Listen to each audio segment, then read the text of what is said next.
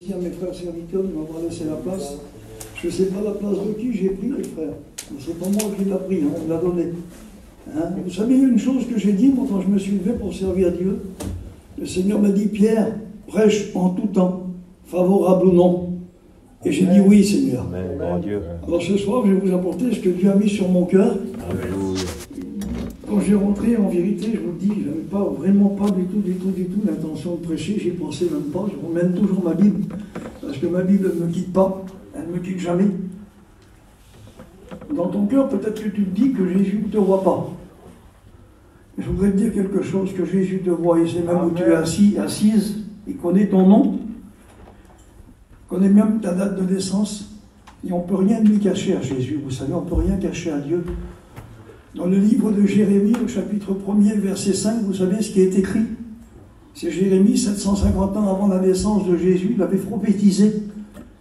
Et il n'y a pas de parole qui est crue dans la Bible. Vous savez, toutes les paroles de Dieu sont dites dans la Bible, et si c'est pas cru, c'est pas des trucs de croulons, c'est la vérité, c'est la parole de Dieu. Il dit, la Bible, elle dit, tu étais dans le ventre de ta mère que je te connaissais déjà.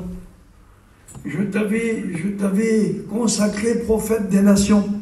Ça veut dire qu'il t'avait consacré à aller visiter les cœurs des gens pour leur dire que Jésus était vivant. Mais on a désobéi à Dieu, on ne l'a pas fait. On est parti dans différents endroits faire notre propre vie à nous, on n'a pas obéi à Dieu. Mais aujourd'hui, je voudrais te dire que tu es dans cette salle et Jésus veut te faire grâce. Alléluia. Ça, c'est le désir de Dieu, il veut faire grâce à tout son peuple, même ceux qui ne lui appartiennent pas. Il y a peut-être même des rétrogrades ce soir ici dans la salle, je ne sais pas, je ne connais pas le peuple qui est là.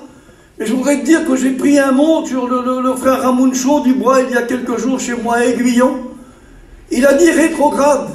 Dieu a mis dans ton cœur une semence incorruptible, une semence qui ne peut pas se détruire. Ça veut dire une semence éternelle, tu ne peux pas t'en séparer. À un moment ou à un autre, tu reviendras dans la maison de Dieu.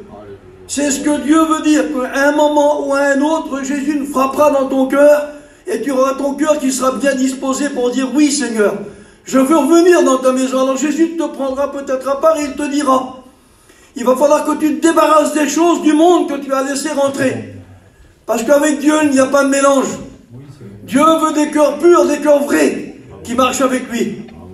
Est-ce que vous êtes prêts à entendre la parole de Dieu ? Dieu a mis un mot sur mon cœur. On va lire un verset dans la parole du Seigneur qui se trouve dans le livre de la Genèse.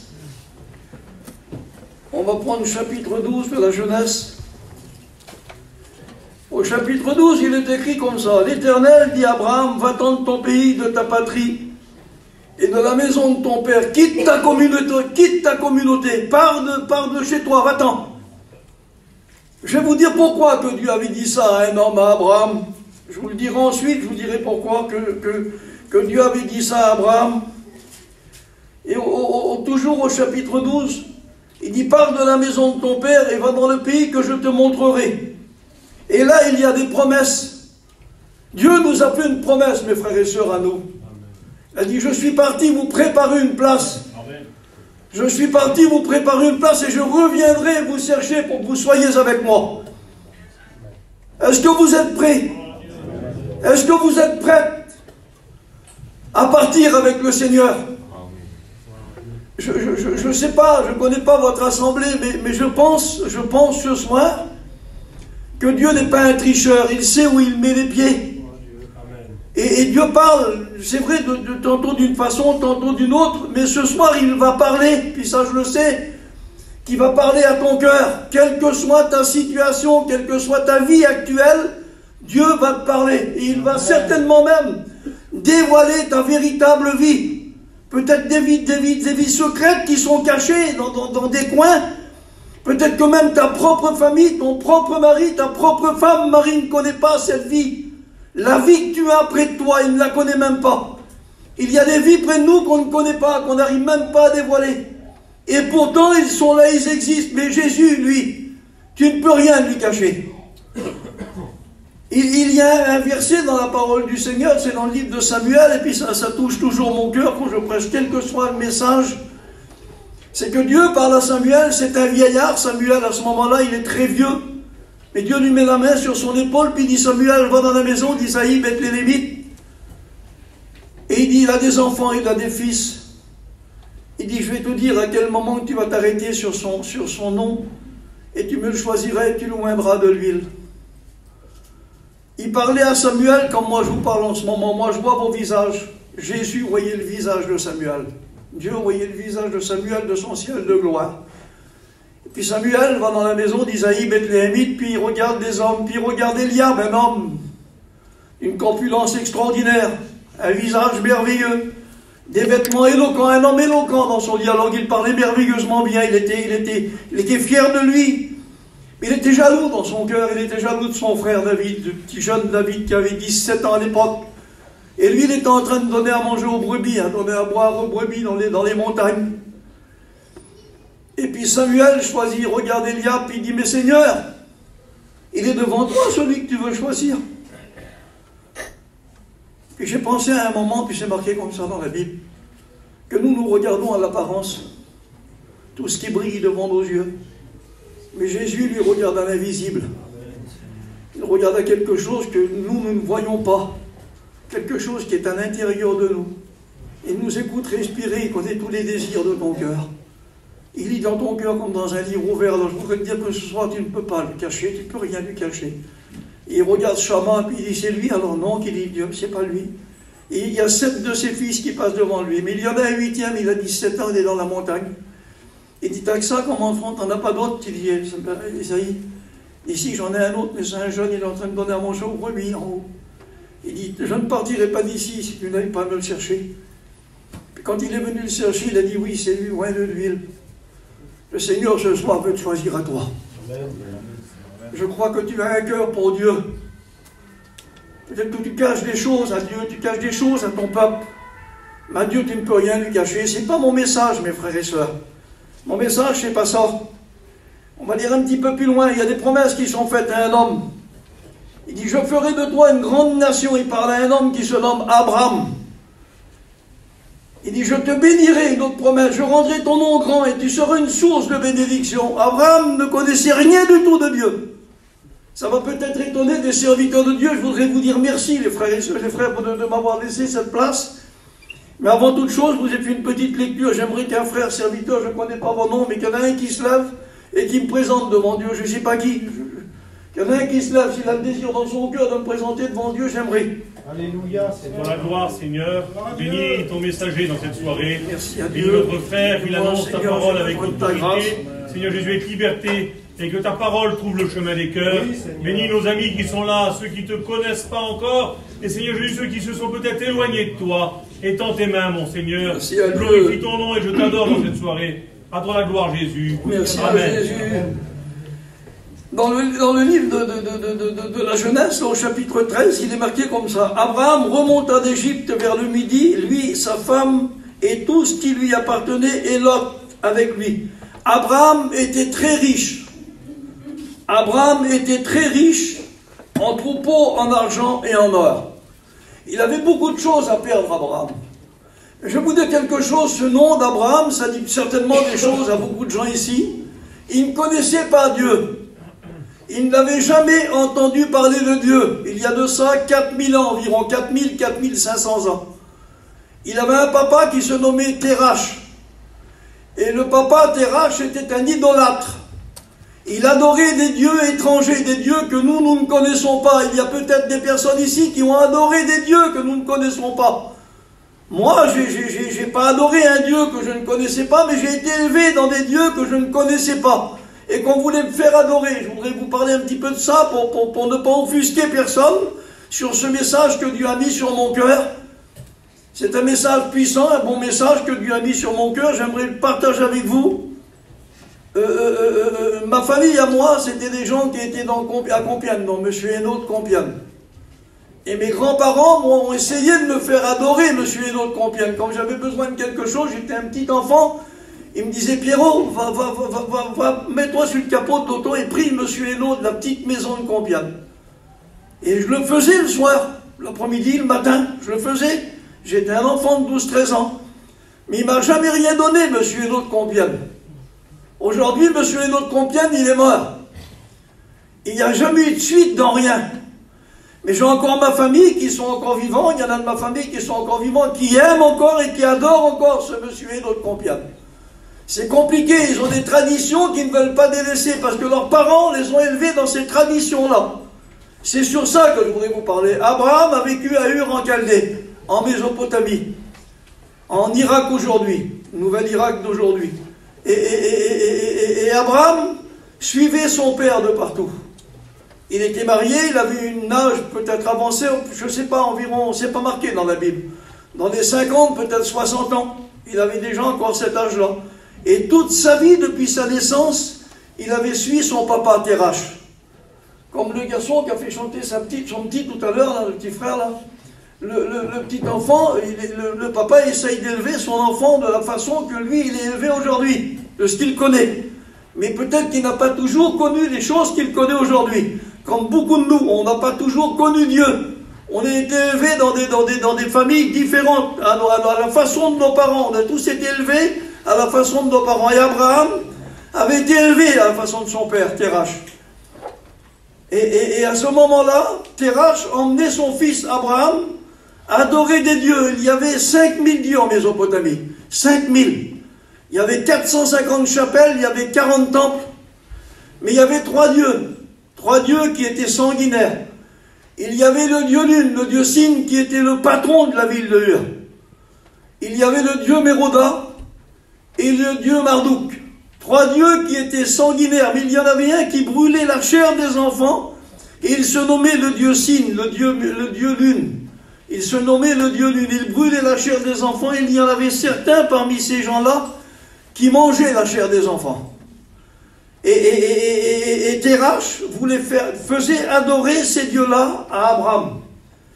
Peut-être qu'il y en a qui ne connaissent pas cette histoire, je ne sais pas, mais j'aimerais les frères, les sœurs, qu'on regarde ensemble cette histoire. C'est une histoire vraie, elle est marquée dans la Bible. Oui, Seigneur.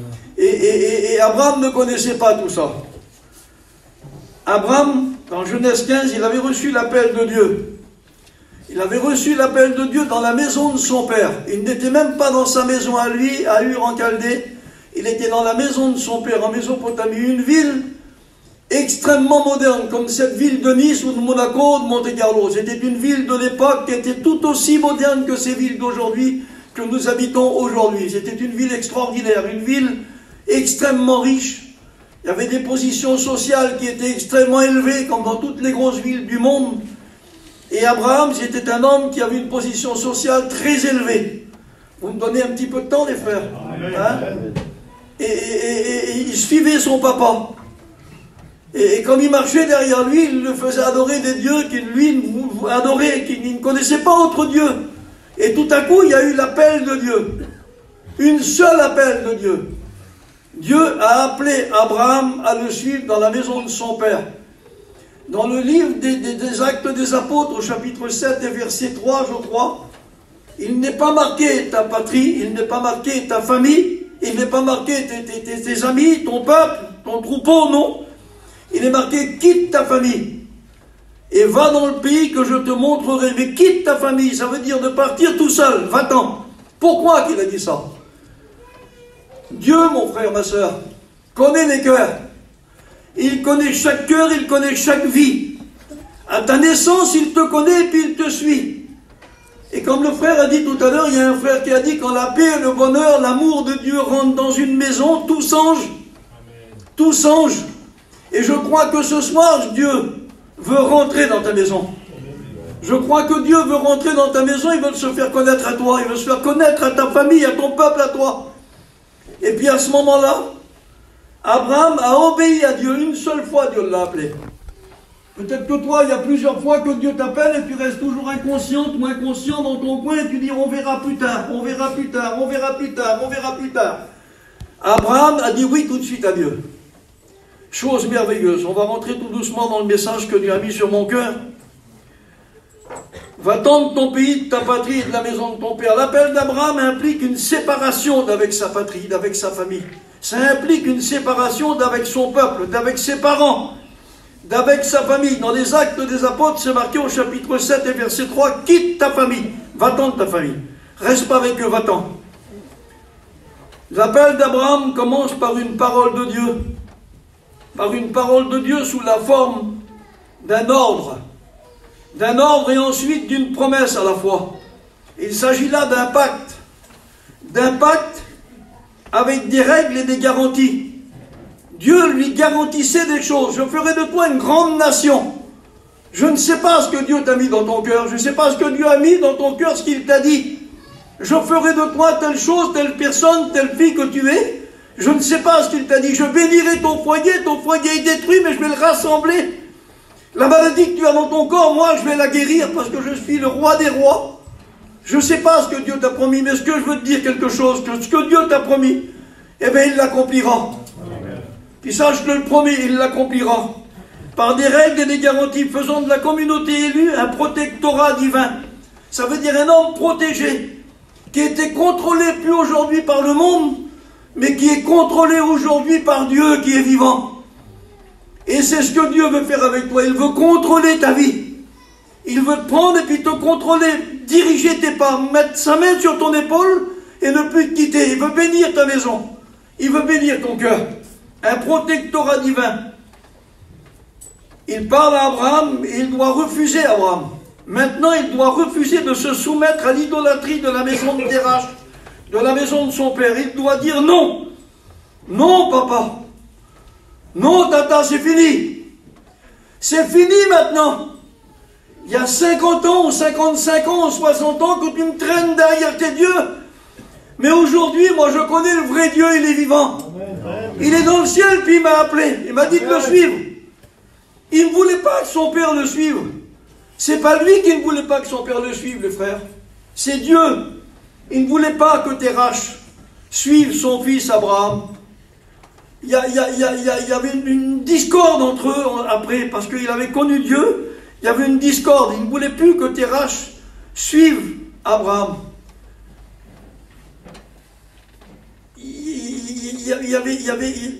Terach, il y avait des liens qui étaient liés à des dieux que Abraham savait, mais que Dieu ne voulait plus. Dieu voulait servir d'Abraham.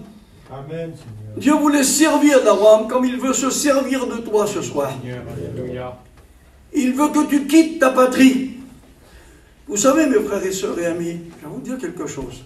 C'est pas méchant ce que je veux dire. J'adore mes parents, ils sont partis tous les deux. J'adorais mes parents, c'était toute ma vie. Mais il faut dire la vérité que des fois, nos parents, dans l'ignorance, ils ne nous dirigeaient pas dans les endroits qu'il fallait nous diriger. Mes parents, moi, ne connaissaient pas les choses de Dieu. Ils connaissaient les autres choses, c'était des catholiques, ils allaient partout. Ils mettaient des cierges aux bougies, ils mettaient des bougies aux saintes, ils priaient les saintes, ils faisaient des nœuds dans les mouchoirs, c'était les vrais catholiques. Et du côté de mon père, on est des Sintim, et du côté de ma mère, on est des vrais Yéniches. Alors je connais un petit peu la situation que je suis en train de vous parler. On n'a pas toujours été élevés comme Dieu a voulu qu'on soit élevés. Alors Dieu nous mettait un petit peu à part des choses, comme ça ne plaisait pas à Dieu, il nous mettait un peu à part. Et aujourd'hui, il m'a mis complètement à part parce que je suis son serviteur. Et je prêche sa parole. Et c'est peut-être ce qu'il veut faire avec toi, ma soeur, mon frère. Il veut te mettre à part des discordes, peut-être même familiales, des choses de la famille. Il ne veut pas qu'on écoute des fois des mauvais conseils. Et c'est pour ça qu'il a pris Abraham par la main, puis il l'a appelé dans la maison de son père. Il était dans la maison de son père, Abraham. Et puis c'est pas lui, c'est pas Terach qui a reçu l'appel, c'est Abraham qui a reçu l'appel. Et ce soir, c'est toi qui vas recevoir l'appel dans ton cœur. C'est pas ceux qui sont à côté de toi, c'est toi. Si tu l'apprends pour toi, ben tu dis merci Seigneur. Vous allez voir, on va aller un petit peu plus loin, puis Dieu va te parler. Abraham a quitté Ur en Chaldée, qui veut dire père d'élévation. Père d'élévation. Pour qu'il se rende en Canaan, et par son obéissance, parce qu'il s'est élevé, il devient son nom change, il devient Abraham, qui veut dire père d'une multitude. Il vient père d'une multitude de personnes. Alléluia, Seigneur. Il dirige une multitude de monde. Il est parti là-bas, en terre promise, on va dire, dans le paradis de Dieu. Dieu l'a envoyé, va dans le pays là-bas. Mais il ne savait pas où il allait. Il est parti avec une immense caravane qui faisait des kilomètres de long. Il a dû mettre environ 3 ou 4 ou 5 mois. Il y avait 1000 kilomètres entre Ur en Chaldée et Charan, qui était toujours le même territoire, la Mésopotamie. Charan, Ur en Chaldée, c'était le même territoire, toujours le même département. On va dire comme ça pour que vous compreniez mieux. Le même département. Le 06, alors on va dire comme ça. C'était toujours le 06. Ils n'ont pas changé, ils n'ont pas été dans le 83, qu'ils ont resté dans le 06. Mais pourquoi?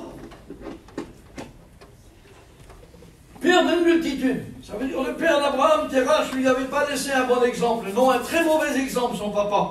Un très mauvais témoignage, parce qu'il servait notre Dieu. Abraham avait grandi dans une famille idolâtre. Il rendait des cultes à des idoles. Cela nous démontre que même si l'on est né, même si l'on est venu au monde dans une famille éloignée de Dieu, que nos parents nous ont élevés dans une famille éloignée de Dieu, mes frères et sœurs et amis, on n'est pas obligé de faire comme nos parents. On n'est pas obligé de faire comme nos familles. Nos familles, des fois, nous conduisent mal, nous éduquent mal. C'est pas méchant ce que je suis en train de vous dire, mais on n'est pas toujours bien. On n'est pas toujours bien éduqués par notre propre famille. On écoute des langages autour de nous qu'on n'est pas obligé de suivre. Il y a des choses qui vont nous emmener dans des choses de perdition, et puis à côté, il y a des choses qui vont nous emmener dans le paradis de Dieu. Amen. Et ce soir, il y a un choix à faire. Je pense qu'il y a un choix à faire, et ce choix-là, il n'est pas difficile à accepter. J'aime mieux le ciel que l'enfer, parce qu'il n'y a que deux endroits où passer l'éternité. Le paradis ou l'enfer, le shéol. Je préfère le ciel que l'enfer, c'est pas bon. L'enfer, c'est pas bon. Il y a des textes dans la Bible qui nous en parlent, et c'est pas toujours plaisant, croyez-moi. On n'est pas obligé de suivre les coutumes, les traditions que nos parents nous ont transmises de génération en génération. On n'est pas obligé de les suivre. Abraham fit un choix différent de celui de son père. Vous savez en quoi? En répondant à l'appel de Dieu. Il a dit non, papa, c'est fini maintenant. Je connais le vrai Dieu, il est vivant. Et c'est lui que je me suis. Je puis te suivre à toi, mon père. Tu m'as emmené dans des endroits. C'est pas bon, tu m'as emmené, Dieu m'a éclairé. Il a mis une lumière dans ma vie. Et ce soir, c'est ce que Dieu veut faire dans ta vie à toi. Il veut mettre une lumière dans ta maison. En répondant à l'appel de Dieu pour sa vie, pour son salut, il dit, ce n'est pas parce que vos parents ont fait le choix de vivre dans l'athéisme. C'est pas parce que nos parents ont fait le choix de vivre dans l'athéisme. Vous savez ce que veut dire l'athéisme? Ça veut dire nier l'existence de Dieu. De dire toujours Dieu est mort. C'est pas vrai, il n'est pas ressuscité, il est mort, il est sur une croix, regardez-le. Mais nous, chrétiens, on ne prie pas un Dieu qui est sur la croix. On prie un Dieu qui est descendu de la croix et qui est vivant. Et il est au milieu de nous. Il ne marche pas dans les rangs, croyez-moi, il est au milieu de nous, puis il écoute la parole, il écoute le besoin de ton cœur. Ce soir, si tu as un besoin dans ton cœur, donne-lui à Dieu, dévoile-lui à Dieu, dis Seigneur, j'ai besoin de toi. J'ai besoin que tu viennes chez moi, j'ai besoin que tu viennes bénir ma maison. Et Dieu, vous croyez qu'il n'est pas capable de le faire? Je sais, moi, que Dieu est capable de le faire ce soir. Il veut transformer ta vie. Ce n'est pas un Dieu d'amélioration, c'est un Dieu de transformation. Il veut transformer ta maison. Vous savez, une prière, quand on prie Jésus, la prière, si elle est vraiment du cœur, si elle vient vraiment du cœur, ben elle transperce les montagnes, elle brise les collines, elle passe les mers. Et vous savez où elle va atterrir? Dans le cœur de Dieu. Amen. Il répond à l'appel de Dieu pour sa vie, pour son salut. Il dit, ce n'est pas parce que vos parents ont fait le choix de vivre dans l'athéisme ou dans une certaine religion que vous êtes obligés de suivre la religion de vos parents. Si vous voulez répondre ce soir à l'appel de Dieu, Dieu va diriger votre vie. Votre vie sera plus dirigée par nos parents, par nos familles. Ce n'est pas parce qu'on se laisse diriger par Dieu, mes frères et sœurs, qu'on n'aime plus notre famille. On l'aime encore plus parce que Dieu remplit notre cœur d'amour. Et l'amour que Dieu met dans notre cœur, ce n'est pas un amour qui vient de la terre, c'est un amour qui vient du ciel. C'est un amour éternel. Ce n'est pas un amour qu'on peut comparer à un autre amour, non, c'est le véritable amour de Dieu. C'est l'amour agapo. La vraie amour que Dieu met dans nos cœurs. À toi la gloire. Si vous voulez répondre à l'appel de Dieu, Dieu va diriger votre vie. Abraham partit avec son père et son neveu Lot. Il est parti pour aller où? En Canaan. Mais en route, il s'arrête. Il s'arrête à Charan, en Mésopotamie. Pourquoi? Pourquoi? C'est là toute l'histoire de ce message. Pourquoi qu'ils sont arrêtés là-bas en Mésopotamie, toujours le même département? Son père était vieux, Abraham. Il va avoir environ 180, 190 ans, Terach. Parce qu'il est écrit dans la parole de Dieu qu'ils ont resté plusieurs années à Charan. Plusieurs années. Il y a eu un silence de Dieu de 25 ans. Abraham a resté au moins 25 ans parce qu'il priait Dieu à Charan et il n'y avait plus aucune réponse de Dieu. Le ciel lui tombait dessus, mais il n'avait plus de réponse. Toutes ses prières montaient pas au ciel, il restait là. Il n'y avait plus de réponse. Et son père Terach est mort. Et quand son père Terach est mort, à Charan, il avait 205 ans. Et à 205 ans, Abraham a quitté Charan. Et quand il a quitté Charan, il a été là. Il a été en Canaan. Le pays où coule le lait et le miel, c'est le paradis de Dieu. C'est là que ce soir Jésus veut t'emmener, mon frère, ma soeur, dans le paradis de Dieu, dans sa maison à lui, la maison du Père. Et puis là, il est parti. Puis quand il est parti, le ciel s'est ouvert devant Abraham. Et puis il a prié le Seigneur, puis là, il avait des réponses. Pourquoi? Parce qu'il avait obéi à Dieu. Il avait emmené toute sa famille qui désolait Abraham. Ils avaient arrêté à Charan. Parce que son père, Terach, lui faisait une vie abominable. Il lui disait qu'il avait mal partout, qu'il ne pouvait plus marcher. Je pense que son père devait se plaindre. Et puis Abraham a eu pitié de son papa parce qu'il était très vieux. Alors ils sont arrêtés, puis ils ont acheté des maisons à Charan. Et quand ils ont acheté des maisons, ils sont restés plusieurs années. Il y avait un grand silence de Dieu, je vous l'ai dit, un immense silence de Dieu. Puis il n'y avait plus de présence de Dieu. Et comme il a quitté Charan, qu'il a eu une présence du Seigneur. La présence de Dieu, quand il va sortir de l'église, je voudrais te dire que tu ne seras plus la même personne. Parce que ton cœur aura compris que Jésus est vivant et il va habiter ton cœur. Il va habiter ta maison. C'est ce que Dieu veut faire ce soir. Il va habiter ta maison. Pourquoi qu'ils se sont-ils installés dans cette ville pendant plusieurs années? Ils avaient fait le 2 tiers du parcours à Charan. Était la dernière ville avant de quitter la Mésopotamie. Il n'y en avait plus derrière. Le côté de cette ville-là, c'était un autre territoire. C'était le territoire de Canaan. La Mésopotamie, le même territoire que Ur, ville rattachée comme Ur en Chaldée au culte lunaire. Et un culte lunaire, ça durait 29 jours. 29 jours. Le père d'Abraham faisait des cultes à Dieu, des cultes de lune, d'un cycle lunaire, ça durait 29 jours. Vous êtes en route. Écoutez-moi. Vous êtes en route pour être béni de Dieu. Vous êtes en route pour faire la volonté de Dieu.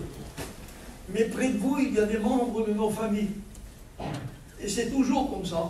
Près de nous, il y a des membres de nos familles. Je ne vous dirai pas des étrangers, je ne veux pas rentrer dans des domaines. Je veux rester près de la vérité.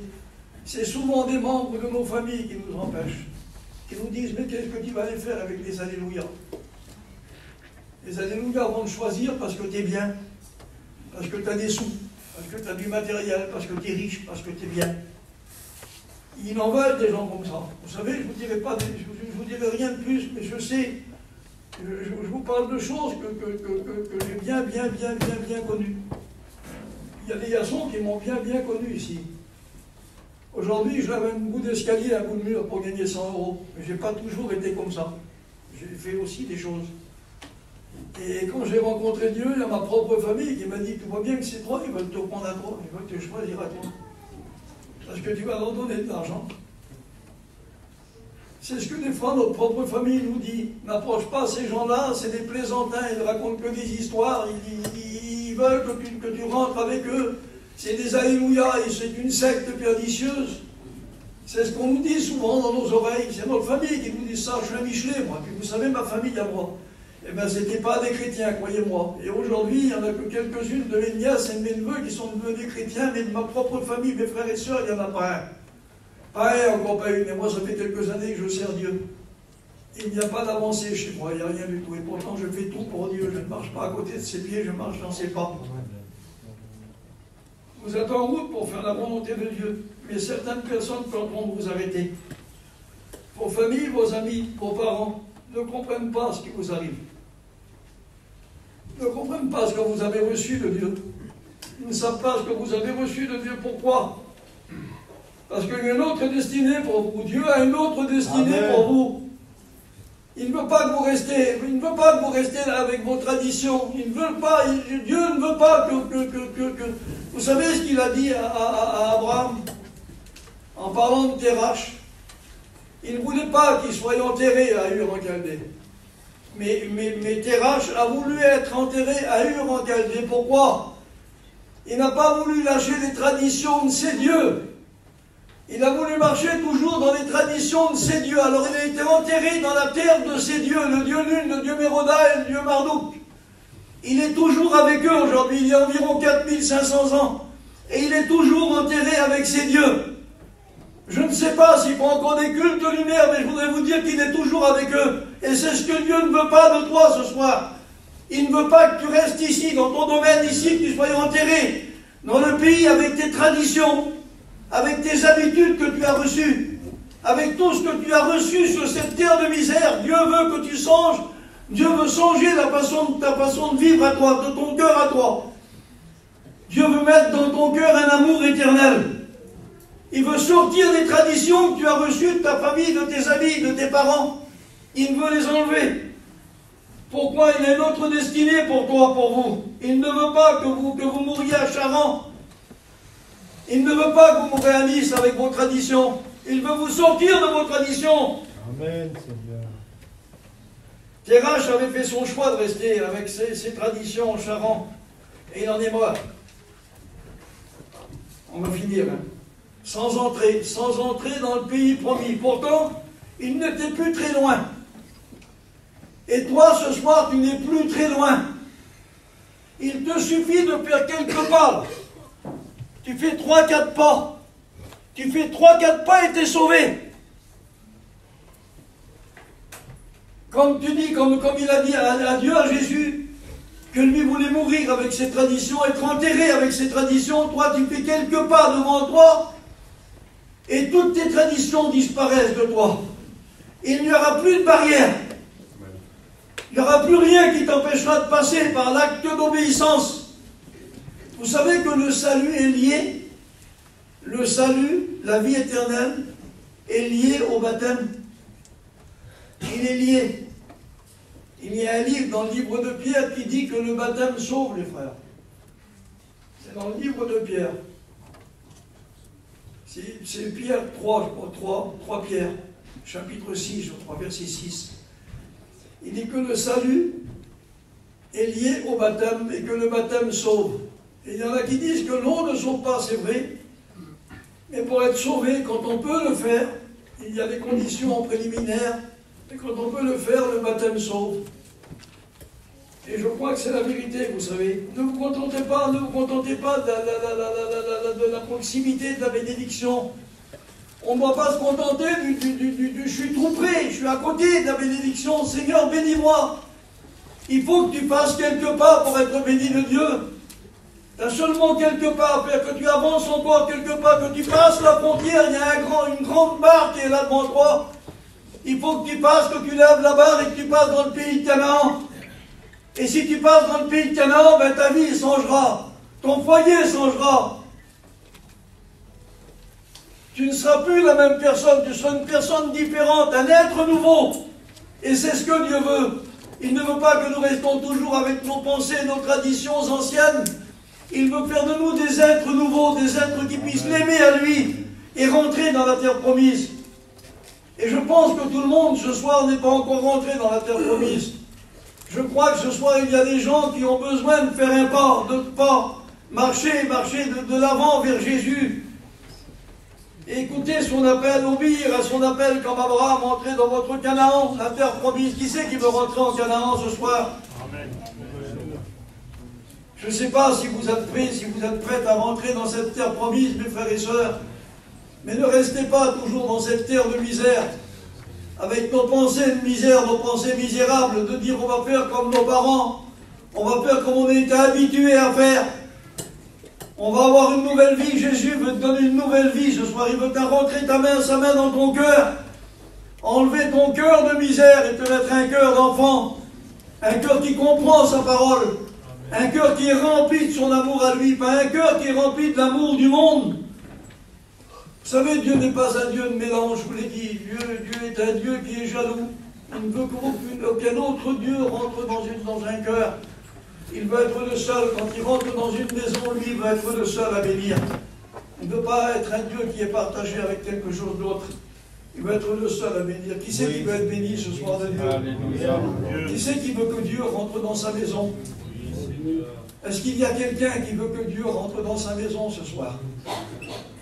S'il y a quelqu'un qui veut que Dieu rentre dans sa maison, s'il y a quelqu'un qui veut se débarrasser de ses traditions, de ses habitudes de vivre qui ne sont pas dans la volonté de Dieu, vous savez, je ne demande jamais à personne qui lève sa main. Je ne sais pas pourquoi, je ne demande jamais.